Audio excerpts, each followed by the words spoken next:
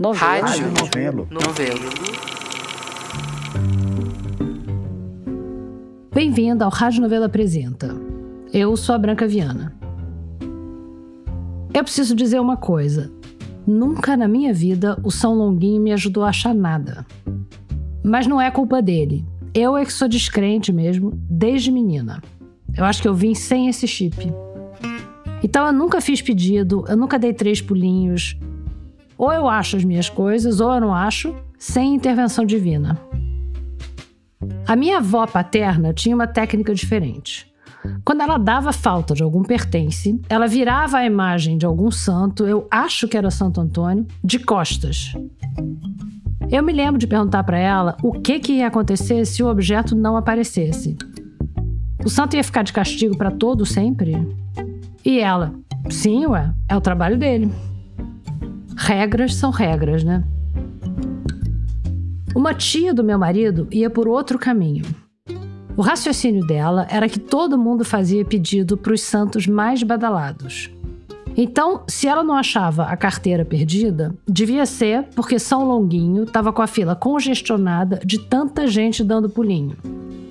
Daí que ela começou a cultivar todo um elenco de santos obscuros, desses que nem as beatas ouviram falar, e que, portanto, tinham mais chance de estar disponível para atender as chamadas.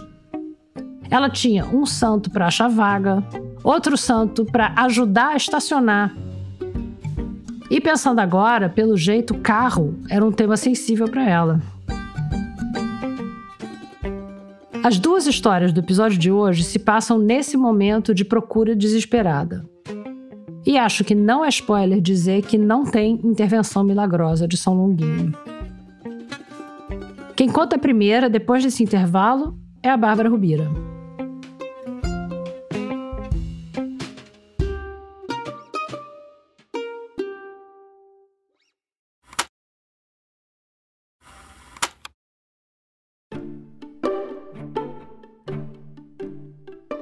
Tem 2 jeitos de eu te apresentar pra Isabela. Um é dizer o nome completo dela e o que ela faz. Eu sou socióloga e tô terminando o meu doutorado em Sociologia na Universidade Federal de São Carlos. Então essa é a Isabela Viana Pinho, socióloga. Ou então, a Isabela... E a Isabela do Fusca. A Isabela do Fusca. Nessa história aqui, as 2 coisas, as credenciais e o apelido, importam igual. Vamos lá. Começa em 2016, quando ela ainda estava na graduação, na Federal de São Carlos. Eu morava lá, já estava no 3º, 4º ano de graduação, e aí eu queria um carro. Só que também não tinha grana para comprar um carro novo. Então ela começou a dar uma procurada em carros usados. O namorado da Isabela na época comentou dessa busca com a família dele. E acontece que o padrasto dele estava com um carro parado na garagem. Era um Fusca 73. Aí fui com meu pai até lá, ver o estado do Fusca, e eu fiquei apaixonada. Foi amor à primeira vista. Ah, muito lindinho, assim. Tava na garagem dele, ele é branco, aquele branco meio creminho, na verdade, sabe? Um begezinho, assim. E ele tava bem conservado, super conservado. O volante original, o câmbio original. A Isabela não tinha como deixar passar. E eu sempre gostei de carro antigo, porque meu avô era mecânico. E depois de mais velho, ele começou a comprar carro antigo e restaurar pra ele. E alguns ele vendeu. Agora ele só tem um. Infelizmente, porque eu gostava de todos e queria todos pra mim, né? Mas ele vendeu. Agora, finalmente, ela ia ter um carro antigo próprio. E você ficou muito apegada com ele rápido, assim? Fiquei. Ele era muito bonitinho. Muito fofo. E muito gostoso de dirigir. Aí eu só ia pra faculdade com ele, dava muita carona com ele. Então todo mundo já começou a me conhecer assim, né? Porque a Isabela do Fusca. Daí em diante, a Isabela e o Fusca viraram uma dupla inseparável. Quando ela saiu de São Carlos e voltou pra Santos, que é a cidade natal dela, o Fusca foi junto. Eu coloquei o Fusca dentro do caminhão de mudança. Ela não queria arriscar o bichinho na estrada, mas ficar pra trás não era uma opção. Mas eu falei, o Fusca tem que ir e é em segurança. Mas ele chegou inteiro, ainda bem. O Fusca, assim como todas as coisas, estava bem. Até não tá mais. Aconteceu justo no dia em que acontecem essas surpresas desagradáveis. Uma segunda-feira. 30 de maio de 2022. A Isabela estava fazendo uma viagem a campo. Na fronteira do Brasil com a Bolívia. Para um grupo de pesquisa do qual ela participa. E deixei o carro com a minha mãe, com meus pais. Falei, vou viajar, vou deixar um Fusca aí, porque eles têm garagem, etc. Cuidem dele, entendeu? Na volta da fronteira, a Isabela decidiu passar em São Paulo para umas reuniões de pesquisa e também para visitar o irmão dela, que mora lá. E voltei da reunião para casa dele, tomei banho e tal. E aí eu lembro que nesse dia eu comecei a chorar dentro do banheiro, assim. Não sei porquê. Eu simplesmente estava chorando. Parecia que eu sentia alguma coisa. Chorei. Isso já era umas 7 da noite, assim. Aí saí do banho, quando eu vi, minha mãe tinha me ligado. Aí ela falou, filha, roubaram seu Fusca. A mãe da Isabela estava saindo de um compromisso que ela tinha toda segunda-feira. Uma aula de cerâmica. E decidiu passar na casa de uma irmã dela, tia da Isabela. Ela quis ir lá imprimir o documento do Fusca. Por ironia, né? A gente tinha impressora. E ela cismou que eu não tinha deixado o documento impresso e que ela queria o documento impresso. Foi lá. Essa é só uma das ironias dessa história. A casa da tia fica numa rua até que movimentada. Mas naquela segunda-feira estava chovendo muito. Então não tinha muito carro passando por ali. Elas foram para os fundos da casa, onde fica o quarto com a impressora, imprimiram o tal documento, ficaram um tempinho conversando fiado. Pelas contas da mãe, foi coisa de meia hora. De meia hora, assim, que ela voltou, o Fusca já não tava mais. Um Fusca é um carro barulhento. Mas a chuva era tanta que ninguém escutou nada. O carro simplesmente não estava mais lá. Aí eu já fiquei muito assim, não é possível. Não é possível, talvez seja a primeira coisa que qualquer pessoa que tenha o carro roubado pense. Logo antes de sacar que sim, é bem possível, tanto é que aconteceu. E a Isabela sabia. Tanto que ela sempre tomava muito cuidado com o carro. Não deixava ele na rua à noite, ficava sempre de olho, deixava uma trava no pedal. Mas a incredulidade da Isabela era por outra coisa. Ela estava viajando, lembra? Voltando de uma viagem com o grupo de pesquisa dela. Um grupo de pesquisa que ela faz parte há anos. Um grupo de pesquisa que estuda... que estuda roubo e furto de carro. Roubo e furto de carros. Então, eu sou dessa área, né, de sociologia do crime, segurança pública. São pessoas dedicadas em compreender as dinâmicas, as lógicas do crime. Aqui no Brasil, a maior parte desses estudos são dedicados ao tráfico de drogas. É isso, inclusive, que a Isabela está estudando no doutorado, o fluxo de cocaína no Porto de Santos. Mas já tem uns anos que ela faz parte desse grupo de pesquisa, que hoje tem acadêmicos de várias universidades do Brasil e também de fora. Carros Globais, uma pesquisa urbana transnacional sobre a economia informal de veículos, Europa, África e América do Sul. É um mercado bem complexo, digamos, e tem circuitos diferentes. Acho que a primeira coisa que a gente observou é que o roubo e o furto são modalidades criminais bem distintas, né? Não só judicialmente, legalmente, mas o circuito que eles, econômicos dos dois são diferentes. Então, o roubo, lembrando, é quando algum bem é tomado pelo uso da ameaça ou da violência. O Fusca da Isabela, no caso, foi furtado. A mãe dela nem chegou a ver a pessoa que levou o carro. Então a prática ela é distinta, mas para onde esse veículo vai, ele também é distinto. E muito veículo vai para a fronteira, por exemplo, fronteira do Brasil com a Bolívia. Muito veículo roubado, principalmente. Era essa a cadeia que a Isabela estava observando na viagem a campo que ela fez em maio de 2022, quando o Fusca dela sumiu. Muitos veículos roubados também acabam sendo usados pela própria pessoa que roubou, ou pelo grupo ou quadrilha de que faz parte. Nada disso é regra, lógico. São algumas tendências que a Isabela e o grupo de pesquisa foram observando ao longo do tempo, especialmente em São Paulo. Já um carro furtado... Muitas vezes o carro furtado ele vai para o desmanche. E o carro vai ser desmanchado, é difícil encontrar, porque ele vai virar várias peças, né?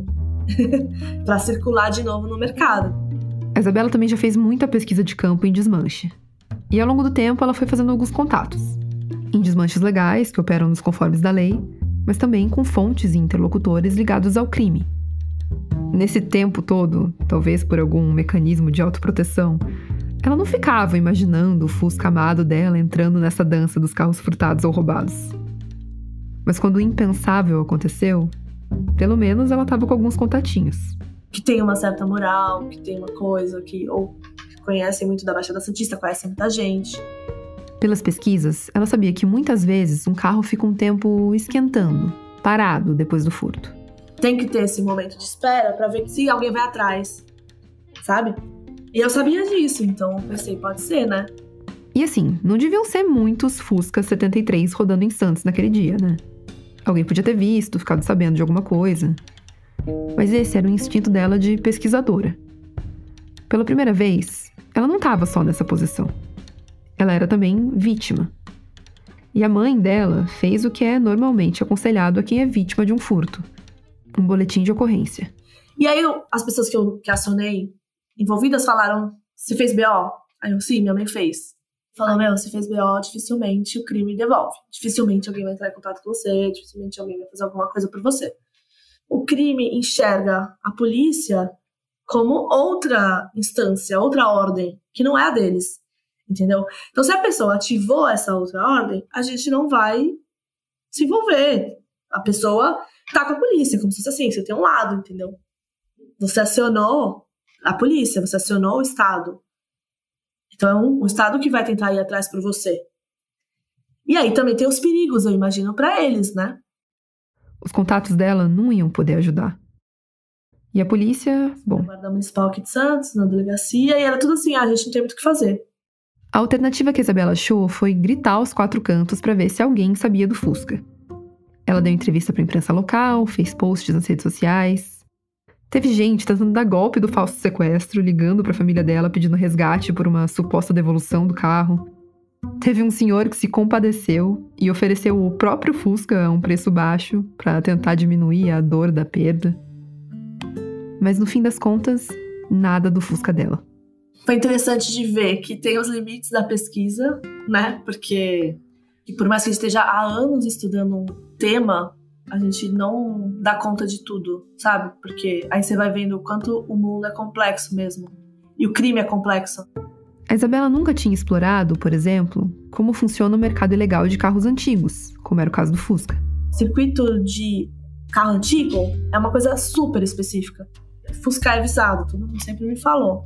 É um carro caro hoje, então dá pra vender caro e falta peça. Então, um desmanche vai lucrar muito, ele vai conseguir uma grana boa, porque ele vai vender aquelas peças, sabe? Agora, a Isabela tá misturando as experiências de pesquisadora e de vítima de furto para um artigo, que ela foi encorajada a escrever depois de contar a história toda para vários colegas. Eu quis escrever sobre isso, tanto academicamente, assim, mas acho que faz parte do luto, né? De tipo, parece que resolve mais a história, sabe? Tipo, tira de você, assim, um negócio, uma frustração. O Fusca foi o primeiro, e até hoje, o único carro da Isabela. Ela morre de saudades dele todo dia. Eu lembro muito dele, não sei, de estar dirigindo ele. Às vezes, do nada, assim, eu penso, nossa, vou pegar o Fusca. Ela não tem mais nenhuma esperança de achar o carro. Mas sabendo o que ela sabe, ela consegue imaginar algumas sobrevidas para ele. Ele pode estar rodando por aí, pilotado por alguém, com outra cara, outra vida, talvez hablando espanhol. Tá circulando por aí, ou a placa alterada, ou características físicas de fora, o chassi. Ou, quem sabe, ele segue vivo em outros Fuscas. Outra hipótese é ele ter virado peça, ter sido desmanchado, as peças estão circulando por aí em outros Fuscas. Acho que eu gosto mais dessa segunda opção. Se for esse o caso, quem sabe a Isabela é agora, então, a Isabela dos Fuscas. Vários deles rodando por aí.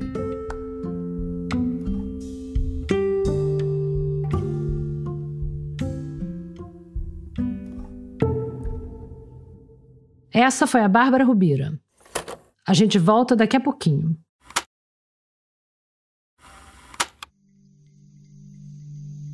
Na segunda parte do episódio, a gente queria trazer de volta uma história de 2023 do nosso primeiro ano no ar. É que não conseguir achar um objeto já é bem angustiante. Mas e quando a coisa que está perdida é você mesmo? Quem vai nos guiar por esse ato é a Camila Moraes. Não sei se você já sobrevoou a floresta amazônica, ou se você já sobrevoou a floresta amazônica num nível que dava para ver de fato a floresta amazônica, e não um monte de nuvens sob as quais, teoricamente, tinha a floresta amazônica. Mas mesmo que você não tenha tido essa chance de ver ela pessoalmente, você deve ter visto filmagens, daquele mar verde sem fim. O ano passado eu tive a sorte de voar, né? Avioneta. Eu vi assim esse manto sagrado verde, né? É uma sensação muito estranha porque é difícil você deixar essa experiência de lado, né? Eu acho que também é um presente da vida chegar lá e olhar todo esse imenso mar verde depois de você estar lá dentro e chorar para sair, né? Esse é o Maurício, um amigo querido que eu conheci em Bogotá, uns anos atrás. Então, meu nome é Maurício Alejandro Dias Uribe, eu sou da Colômbia, mas estive 5 anos no Brasil fazendo doutorado em História. Eu sou antropólogo. E bom, meu portunhol está um pouco ruim assim. Porque... Hoje em dia, o Maurício trabalha com comunidades indígenas na Colômbia mesmo. Você me fala se eu falo assim palavras portunhol, porque não sei se dá para entender, né? E bom, muito obrigado pelo convite. Obrigada a você que topou contar essa história. A história é que, em 2011, o Maurício se perdeu no labirinto da selva amazônica, sozinho. O que aconteceu foi assim que eu sumi na selva, na floresta, na fronteira de Colômbia e Brasil. Fiquei na mata 13 dias sem nada, né? Não tinha roupa, não tinha comida. Foram 13 dias de fome, frio e medo de animais perigosos. Tem que aceitar que está nesta situação, né? Aceitar que tem mosquitos, aceitar que tem chuva, aceitar que não tem comida, né? Aceitar que você é humano e aceitar a sua debilidade, mas também sua força para continuar e procurar viver. Isso aconteceu quase 12 anos atrás, em outubro de 2011. Tudo começou com um convite. Alguns colegas do Maurício, também antropólogos, estavam com uma viagem marcada para a cidade de Letícia, a capital da Amazônia colombiana, e chamaram ele para ir junto. Depois eu fui convidado por um amigo e com outra amiga que estava fazendo um documentário sobre o significado do jaguar, do tigre. Aqui cabe uma explicação, ou duas. Letícia fica no extremo sul da Colômbia, numa região que, além de selva, é de tríplice fronteira. Faz divisa com as cidades de Santa Rosa de Javari, no Peru, e Tabatinga, no Brasil. E o jaguar, que o Maurício aqui também chama de tigre, é a onça pintada. Então você vai perceber que ele fala do bicho quase sempre no masculino. O jaguar, o tigre, em vez da onça. A onça é considerada um animal sagrado para os povos indígenas amazônicos. Uma criatura mágica que simboliza força, habilidade e velocidade. E a amiga do Maurício queria captar algumas imagens da onça lá naquela região. Ela estava fazendo esse documentário, me convidou para acompanhar essa travessia. Era para um lugar um pouco mais dentro da selva, que se chama o Safire.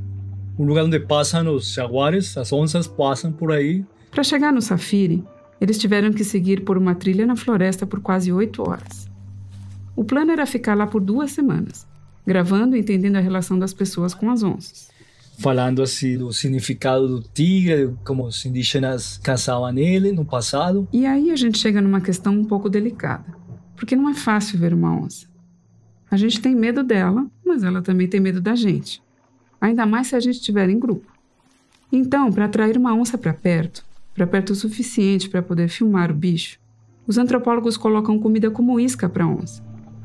Não qualquer comida, não a comida deles, biscoitos, miojo, mas comida de onça. E a onça é um bicho carnívoro. A ideia era fazer tudo o que eles faziam, né? Como eles caçavam. Quer dizer, o grupo de antropólogos documentaristas saiu à caça. A caça de algum bicho que atraísse o apetite da onça. Então a gente pegou matou uns monos, macacos, né? Que ele gosta muito. Você falou que era comum, para atrair a onça, matar o macaco por colocar de isca, né? Sim. A ideia era encontrar um macaco específico que eles chamam churunco, que é um macaco que o tigre gosta muito, né? Só que depois mataram outros que não era precisamente esse macaco, né? Que era um macaco aulhador de outra espécie, né? Então a gente ficou um pouco machucado, eu fiquei muito machucado assim, a companheira também. Aqui o Maurício está dizendo machucado, não no sentido de ferido, no corpo a corpo com o animal, não. é machucado emocionalmente, magoado pela situação toda, por causa daquela morte desnecessária. E isso mexeu tanto com Maurício que ele não quis mais ficar lá. Eu tomei a decisão de deixar eles. Depois de 7 dias de viagem, ele decidiu ir embora, sozinho. Se essa história fosse um filme de terror, essa é aquela hora que um personagem fala que só vai ali dar uma olhada naquela casa abandonada. Quando você sente que a coisa tem toda a pinta de que vai dar errado. Olhando de fora, né? Porque o Maurício não sentiu isso, não naquele momento. Ele só ia pegar a trilha de volta até Letícia. Simples assim. Bom, sim, Camila, eu saí muito cedo, tipo 8 da manhã, e eram como 8 horas, né? Lembrando que eles tinham ficado 7 dias ali gravando, mas a trilha em si tinha levado só umas 8 horas. Mas ok, matemática básica. Se o Maurício saiu 8 da manhã, 8 mais 8 é 16. Ele não ia chegar antes das 4 da tarde. Mas a mata é muito difícil. E eu cheguei a um lugar que, tipo, é como madeireiros, gente que vai pela madeira, né, o árvore, que deixa um espaço muito grande de árvores cortados, não sei. Como os troncos das árvores? Isso, como uns troncos, né, assim, muito espaço, né. E aí o caminho é um pouco difícil, porque é muitos caminhos, né. Então aí você tem que saber muito bem qual o caminho que vai para as comunidades. Eu acho que aí foi que eu tive esse erro, né. Na mata mais fechada, não era tão difícil seguir a trilha. Mas nessa área mais desmatada, tudo ficou confuso. E o Maurício já não sabia muito bem para onde ele tinha que ir. Ele estava começando a desconfiar de que tinha se metido numa enrascada. Mas ainda não era a hora de se desesperar. O que você tinha com você? Minha mala, pouca roupa, porque a gente levava mais a comida, né, para lá. Tínhamos poucas coisas lá, eu deixei muitas reservas para eles, né. Então, simplesmente levei assim umas galletas. Como se fala galletas? Bolachas. Isso, bolachas e água, minha câmera, a maca. A maca, assim se fala assim. Rede de dormir. Rede de dormir. E também como um manto, assim, que é muito bom, me protegeu muito. Quando a luz caiu, o que acontece cedo na selva, o Maurício percebeu que era melhor parar onde ele estava para descansar e seguir viagem só no dia seguinte de manhã. E nessa área com um monte de troncos cortados, ele viu o que ele chama de cambucha, que é tipo uma barraca improvisada. Isso, como uma barraca de um caçador ou talvez desses caras que trabalham na madeira, né? A barraca estava desocupada e o Maurício decidiu passar a noite lá. Eu acordei cedo, tentei ir procurar o caminho aí de volta e aí foi que não encontrei o caminho, começou a chuva. Começou a chover, e muito. E a tarefa de encontrar a trilha ia ficando cada vez mais difícil. Aí eu comecei a desesperar um pouco mais, quase 2, 3 horas dando voltas, né? Tipo assim, eu saía ao caminho, mas depois o caminho me voltava outra vez ao cambucha. O Maurício achava que ele tinha encontrado a trilha, mas ele estava andando em círculos e acabava indo parar de novo no cambucha. A barraca do madeireiro ficava assombrando ele. Parecia uma pegadinha de mau gosto. Mas no caminho comecei a procurar o rio, água, mas aí foi que fui mais, e de um momento a outro eu já estava perdido assim na selva, não encontrava caminho, não encontrava... O que era para ser só algumas horas de caminhada tinha virado um dia, e depois 2, e então 3. E a verdade, os primeiros 2, 3 dias, eu pensei que estava muito perto, né? Eu pensei que ia sair rápido, né? Como que a gente não toma seriedade do assunto, né? Mas o assunto era sério. Depois de 3 dias tentando achar o caminho, o Maurício aceitou que ele estava realmente perdido. E bom, já começa como a desespero, sobretudo vivendo essa situação de pôr em problemas, né? Para minha amiga, para a gente aí que confia em mim e tal, né? Além do desespero de não saber onde ele estava, o Maurício não parava de pensar no grupo que ele tinha deixado para trás, nos amigos que tinham convidado ele para a viagem. Ele estava com medo de colocar eles numa situação ruim, por ele ter se perdido. O que a gente, menos que na vida, menos eu, é como poner problemas às demais pessoas, né? Por decisões que você toma, né? Então, me sentia um pouco mal por isso, né? Como, agora o que vai acontecer, né? E a cabeça fica muito doida, assim. En algún punto me perdí, llegué a un madero de Brasil y ahí creo que perdí el camino. Essa voz, agora em espanhol mesmo, também é do Maurício. É de uma gravação que ele fez no meio da selva. Chegou um ponto nessa jornada sem rumo que ele começou a se filmar, a fazer uma espécie de diário em vídeo. Quer dizer, é um vídeo, mas tudo que aparece na tela é um borrão escuro com um pouco de verde no fundo. Anoche pasé en un cambuche que habían hecho, encontré fogata. Hoy es domingo, creo que domingo 14, creo que son las 2:30, creo que este es el río Tacana, pero no estoy muy seguro. Maurício resolveu fazer esse diário, mas a bateria da câmera não durou tanto. E, para piorar, a umidade danificou parte do HD de memória. Mas alguns registros sobreviveram. Voy por mi segundo día de naufragio, perdido en el Amazonas. Não sei se você reparou, mas o Maurício descreve a situação em que ele estava como um naufrágio.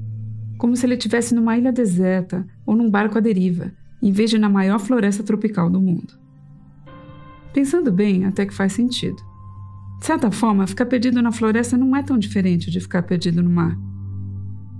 No começo, o Maurício usava a câmera para manter o rastro do tempo, para não se perder ainda mais. A câmera foi muito importante porque, aí eu comecei a mirar um pouco a hora, a data, né?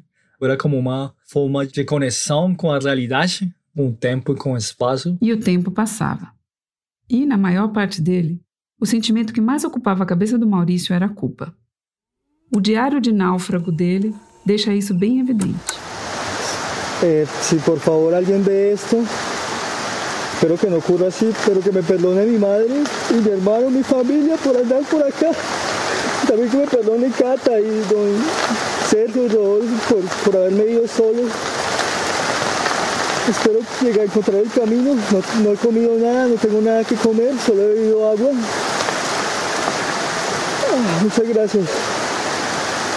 Junto com a culpa, encontrar o caminho ainda era a maior preocupação. Mas foram aparecendo problemas mais urgentes para o Maurício resolver. A fome, por exemplo. As bolachas que ele tinha na mochila tinham acabado fazia tempo. Eu tentei fazer pesca, tentei comer insetos, né? Mas não deu. E também tentei caçar pássaros, umas aves. Mas depois eu comi hongo. Como é? Fungo, cogumelo. Fungos. Isso, como um fungo branco, que eu encontrava muito, né? Mas era mais como para sentir o bolo alimentício, né? Maurício conhecia aqueles cogumelos e sabia que eles não eram venenosos. E que, se por um lado eles não davam conta de matar a fome, pelo menos aliviavam a sensação de barriga vazia. Outro incômodo era que Maurício passava a maior parte do tempo molhado.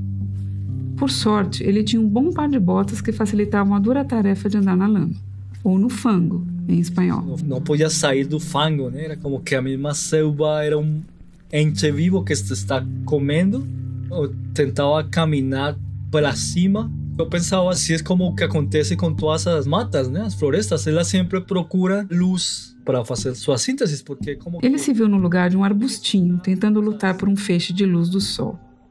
Lutando para não ficar no escuro das grandes árvores, para não apodrecer ali embaixo. E eu estava fazendo isso, né? Tentando sair desse fango que está morrendo por água, por putrefação, né? Porque o selva é vida, mas também morte, pura putrefação. Morte. Morte em vida, como o Maurício descreveu aqueles dias para mim. Ele chegou a gravar na câmera mais uma mensagem que resistiu ao tempo. Essa a gente não sabe de quando é. Nem ele sabia naquela altura. No voy a hablar muy rápido porque se acaban las pilas. Nuevamente, discúlpeme por esto. Voy a intentar sobrevivir los más días que pueda. Y voy a pedirle a Dios que alguien me rescate. Eu fui o cara mais religioso que foi, né? A selva. Eu pedia tudo, né? A Krishna, a Cristo, mas todo cara que tem por aí, né? Ele apelou para todo tipo de ajuda divina, mas não teve resposta. Não de imediato. Ou seja, é uma sensação que eu acho que é muito difícil você viver essa sensação, né? A verdade de soledade total, que você somente tem plantas, insetos e animais, porque eu escutava pássaros, mas era muito longe. Ou seja, a religião e os deuses é uma forma de você soltar o controle, porque você não tem controle de sua vida. Chegou um dia em que o Maurício não sabia mais o que fazer. Ele já tinha tentado de tudo. E mesmo assim parecia que ele não saía do lugar. Do escuro, da lama. Nesse dia, a raiva tomou conta. Ele saiu correndo e gritando morro acima. E no meio da corrida furiosa, ele sentiu uma picada forte na mão. E caiu no chão. Eu acho que desmaiei. Estava muito cansado já também. Então eu fiquei um pouco sem consciência, né? Eu lembro que fechei os olhos E fiquei assim, como quase dormido, né? E pensei um momento que eu ia ficar aí na mata. E bom, aí foi que eu lembro que acordei e me revisei por todo lado. Menos mal não tinha nada. Mas aí minha experiência mudou. Aceite que você está aí, né? Parece que a tal picada foi, na verdade, um chacoalhão da própria consciência dele, que não deixou nenhuma cicatriz, mas mudou o rumo das coisas. A gente tem que tentar sobreviver. E aí depois desse momento, acho que isso foi quarto, quinto dia, né? Eu aí compreendi que, bom, que estava aqui na selva e que tinha que fazer o melhor possível para sair de aí. E que se eu continuasse lutando, gritando, chorando, não ia fazer nada, eu ia chamar animais e tal. Então aí eu senti que foi como um chamado. Vamos sobreviver e vamos sair da mata, né? Pensava muito em minha família, minha mãe, né? De novo, a culpa como motor. Eu sentia que a pessoa que mais vai sofrer com minha morte era minha mãe, né? Então era como que, desculpa por fazer isso, né? Minha mãe é como essa conexão com a vida, né? A floresta também é como uma mãe para os indígenas, né? O ventre da vida, né?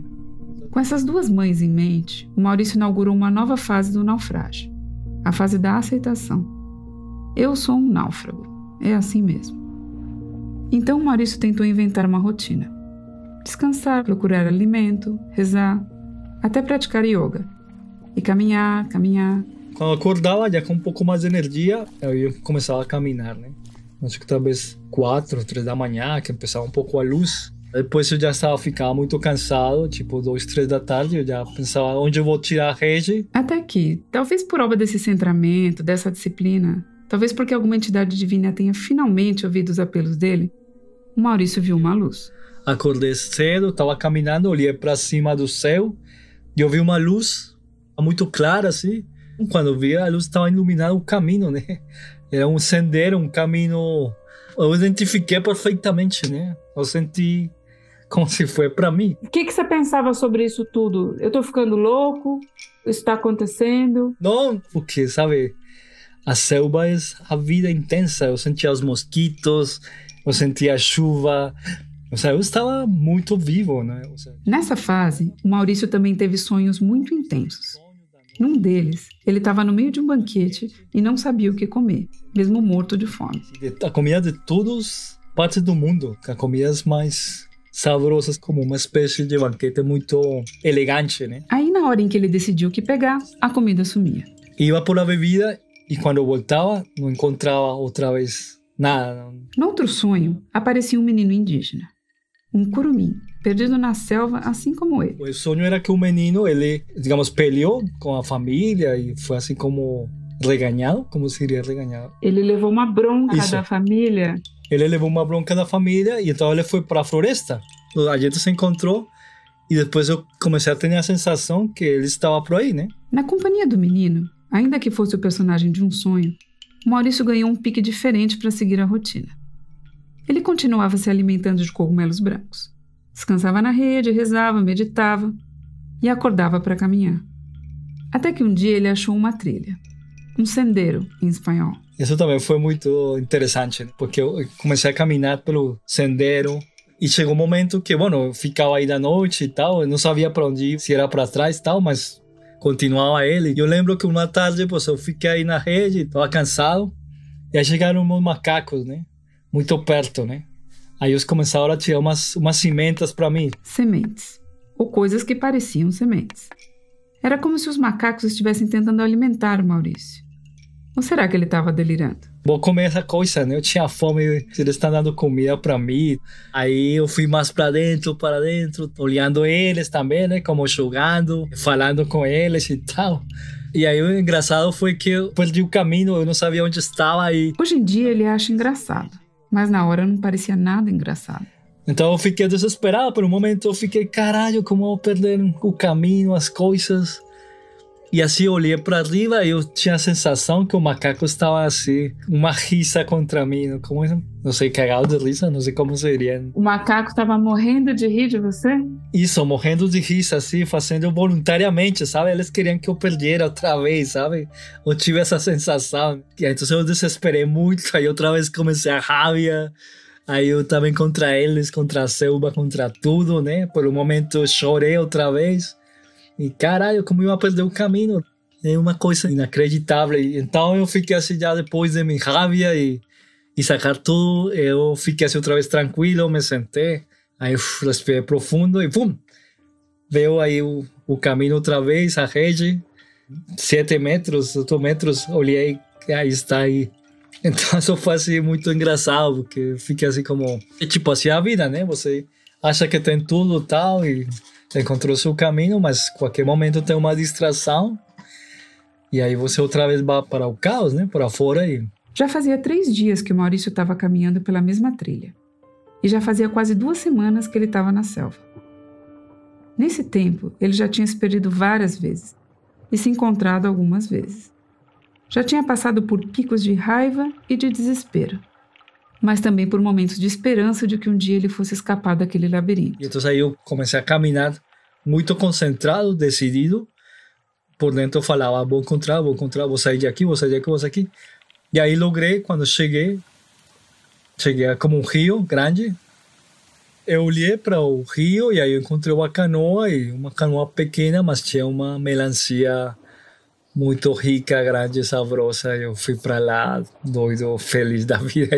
Aí eu não tinha nada, eu havia acabado tudo, cansaço, tudo. E parti ela e eu comi aí como menino, feliz da vida. Nem sequer eu pensei se tinha pessoa por aí, nada. Eu cheguei lá, comi isso, né? Aí quando eu comi, eu fiquei... E aí foi que eu pensei, caralho, aqui tem pessoas já. Aqui tem uma pessoa, já tem uma canoa e bom, aí já está um pouco mais aterrissado, né?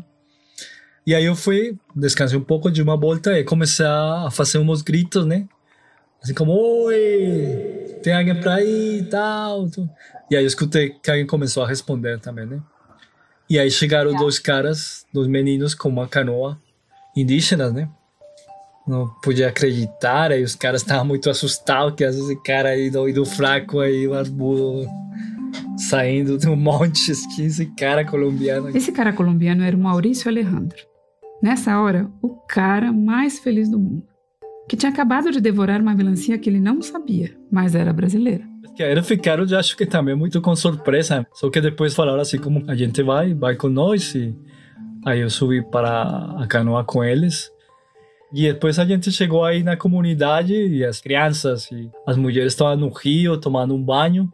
E aí eu soube que já acabou. Nesse momento, o Maurício soube que ia ficar tudo bem, que ele ia viver. E a verdade, aí eu fiquei sem força, desmaiado, mas acho que era como um grande descanso. E aí eu lembro que eu despertei na rede, uma casa do professor da comunidade, e foi muito engraçado porque eu despertei e à frente estava na cozinha, né? Maurício não contava com o menu daquela noite. Tem uma panela com um macaco. O macaco da discórdia. O mesmo tipo de macaco que os antropólogos tinham matado desnecessariamente. O mesmo macaco que fez o Maurício encarar a selva sozinho. Tava lá, servido para o jantar. Você não comeu o macaco? Não, a verdade eu comi. Falei, cara, a vida é muito engraçada, né? Mas eu comi e foi muito bom.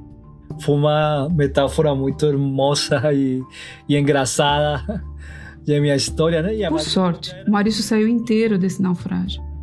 Ele estava com 20 quilos a menos e picada sem fim. Mas, em geral, ele estava bem de saúde. Naquela mesma noite, ele conseguiu pegar uma carona com um grupo que estava indo para Letícia, na Colômbia, de onde ele tinha saído e onde ele precisava chegar para retomar a vida. Voltar para casa e contar para todo mundo o que tinha acontecido. Ou não. Na verdade, eu não queria que ninguém soubesse da história, ou não sei. Maurício tinha sido resgatado daquele naufrágio. Tinha saído daquela ilha deserta. Mas ele ainda estava recluso. Em Letícia, ele encontrou um dos companheiros que estavam com ele no começo da viagem. Então ele sabia o que aconteceu, porque eu falei para ele que eu chegava muito mais rápido. Que, claro, eu cheguei assim super fraco, meio estranho. Não? Então, não, eu falei para ele, não, cara, me perdi na selva, na floresta, mas estou aqui, eu quero descansar, né? E ele trabalha aí no hostel e eu quero ficar aqui 2, 3 dias aqui. Por favor, se me ajuda aí. Mas foi engraçado porque eu falei para ele, não quero que você conte para ninguém, nem nada, precisava ficar quieto e comer. As primeiras noites foram um pouco estranhas, difíceis. Eu lembro que eu acordava muito na noite, não podia dormir muito, e eu acordava assim como pensando que ainda estava lá, né? Teve gente que reparou que o Maurício tinha sumido, mas ninguém tinha ideia de para onde ele podia ter ido. Talvez ele estivesse em Bogotá com a família, talvez ele tivesse ido para Buenos Aires, onde ele tinha que terminar o mestrado. E isso é um pouco estranho, né? Porque eu pensava muito aí como todo o problema, e eu imaginava assim o exército e a família já todos procurando-me e tal, né? Tipo, foram como 15 dias. 15 dias. E não tinha nenhuma operação de busca procurando ele. Por isso eu falo que como um sonho, né? Será que foi tudo um sonho? Será que isso tinha acontecido mesmo? Depois eu fiquei sabendo que não é raro alguém se perder naquela região. Tem muitas histórias de selva que circulam em Letícia e em Tabatinga, a cidade vizinha que fica do lado de cada fronteira. Me falaram de um cara que perdeu 40 dias, né? Imagina se o cara saiu doido. Tem também, desafortunadamente, caras que se perdem, não aparecem, né? Não aparece o corpo. Falavam que tem pessoas que vão lá morrer também.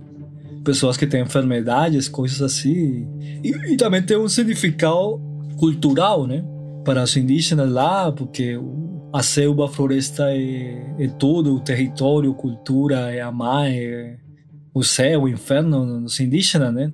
Se você se perdesse de novo, essa experiência de ter se perdido uma vez serviria, ou cada vez que você se perde na selva é uma vez diferente? Sim, é uma coisa que eu perguntei muito agora que eu fui outra vez para um lugar muito bonito na selva. Mas eu fiquei com surpresa, porque a verdade eu estava muito tranquilo. Não tive assim como, não vou mais para a selva, não, isso. Não, eu nunca fiquei assim com um trauma. Eu tô errada quando eu penso que eu morreria no segundo dia? Não sei, eu acho que o instinto de sobrevivência é muito grande, né? Você não acha que a força que você tem para sobreviver, né? Você sempre vai querer viver. Nos dias em que o Maurício ficou perdido, a pessoa em que ele mais pensava era a mãe.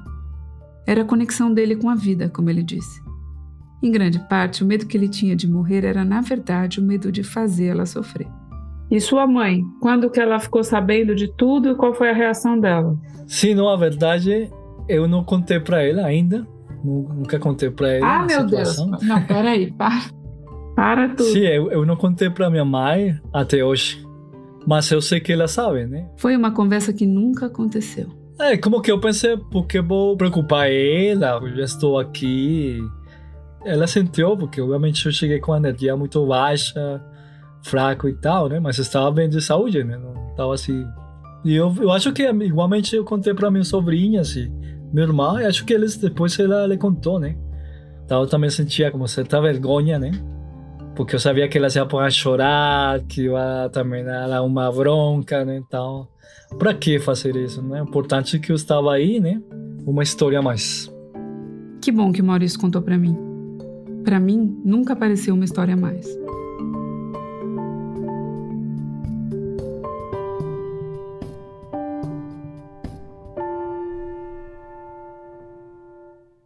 Essa história foi produzida pela Camila Moraes e foi ao ar pela primeira vez em abril de 2023. A gente pediu para ela ver com o Maurício se de lá para cá ele resolveu contar para a mãe dele o que aconteceu. E não. Pelo jeito, não vai ser tão já, se é que vai ser. A gente volta já já.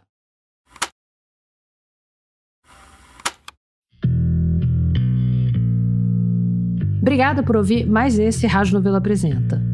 Na página desse episódio no nosso site, você consegue ver algumas das fotos que o Maurício tirou quando ele estava perdido na selva e também uma foto do Fusca da Isabela do Fusca. Vai que você avista ele por aí. A gente está nas redes no @Rádio Novelo, no Instagram, no YouTube, no Twitter, no Threads, no Blue Sky e no TikTok. Para mandar sugestões de história, tem o nosso e-mail apresenta@radionovelo.com.br. O Rádio Novelo Apresenta é um original da Rádio Novelo. Tem episódio novo toda quinta-feira. A direção criativa é da Paula Scarpim e da Flora Thomson-Nevô. A produção executiva é da Marcela Casaca. A gerência de produto é da Juliana Jäger e a gerência de parcerias é da Luísa Sade. A Natália Silva é nossa editora executiva. Nossos repórteres e roteiristas são a Bárbara Rubira, a Carolina Moraes, o Vinícius Luiz, a Evelyn Argenta, a Bia Guimarães, o Vitor Hugo Brandalize e a Sara Zoubel. A Ashley Calvo é nossa produtora. A checagem desse episódio foi feita pelo Bruno Lima e pelo Gilberto Porcidônio. Esse episódio teve desenho de som da Mariana Leão e da Paula Scarpim. A mixagem é da Júlia Matos e da Bia Guimarães. Nesse episódio, a gente usou música original de Vitor Rodrigues Dias e também da Blue Dot. O desenvolvimento de produto e audiência é feito pela Bia Ribeiro. O design das nossas peças é do Gustavo Nascimento. A nossa analista administrativa e financeira é a Tainá Nogueira, a nossa estagiária é a Isabel de Santana e quem faz a revisão das transcrições dos episódios pra gente é a Flora Vieira. Obrigada e até a semana que vem.